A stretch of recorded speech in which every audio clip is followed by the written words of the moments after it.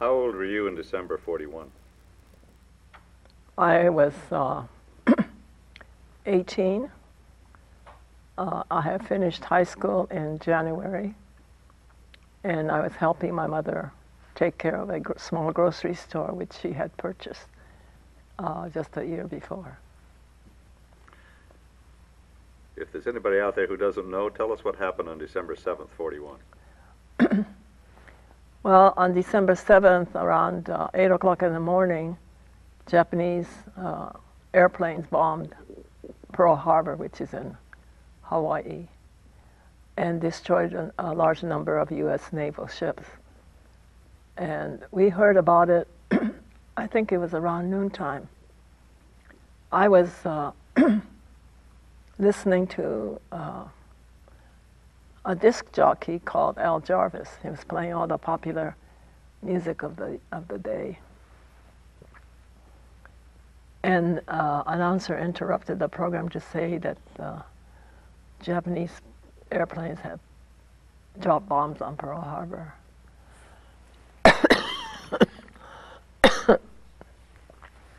Most of us didn't know where Pearl Harbor was, you know. And when I first heard it, my mother was making lunch next door at our rented house, and I was watching the grocery store. It was a Sunday. And I went over there and said, you know, they said on the news, on the radio, that the Japanese airplanes had bombed the United States Hawaiian Islands. Oh, she said, that's probably not true. She said, they're always making headlines and wanting to sell newspapers, and I don't see how Japan could do that. But as the day wore on, we heard more and more people coming into the store to tell us that the FBI, the Army, and Navy had gone into Little Tokyo and picked up the leaders and took them away. That the LA Police Department had put up barricades so people wouldn't come driving by to look at what was happening. And my brothers, who had the day off from their work, came home to tell us that things were a mess in Little Tokyo, that war had really started. And I guess it was hard for us to believe that it was happening. What did your mother think about that, coming from the country? Well, she kept saying that Japan wouldn't do that. She said, America's too far for them to come all the way to Hawaii. And but she was worried. She said, well, maybe they're going to come and get me too, so I better get ready. And some of our neighbors, the women who were active in the Women's Federation, actually packed a suitcase to wait. And although they weren't taken, most of the men were taken. My mother waited, and they never came, you know, for her. But she was not that active in the community, so.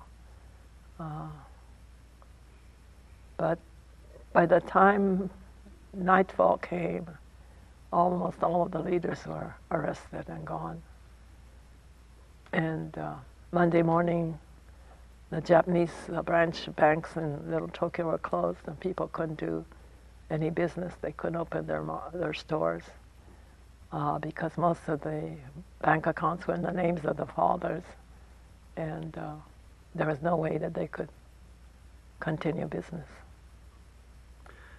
How did, after that time, how did the Pearl Harbor change the way that Caucasian Americans related to you and your family and your friends?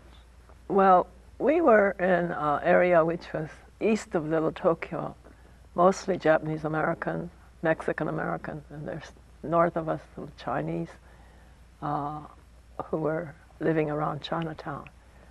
And our teachers were very sympathetic, and the papers were fairly sympathetic for a while. We didn't go out very much, you know, like going to the movies or anything, because we were afraid to get on the buses and the cars, the streetcars. But we didn't have too much anti-Japanese feelings aimed to us.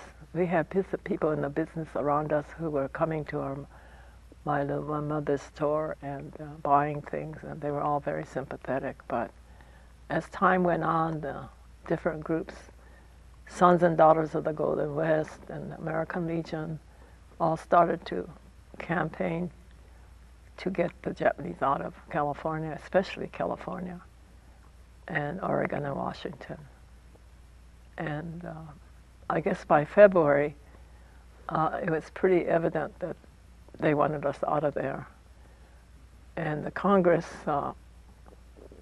formed a select committee to come out and do some public hearings.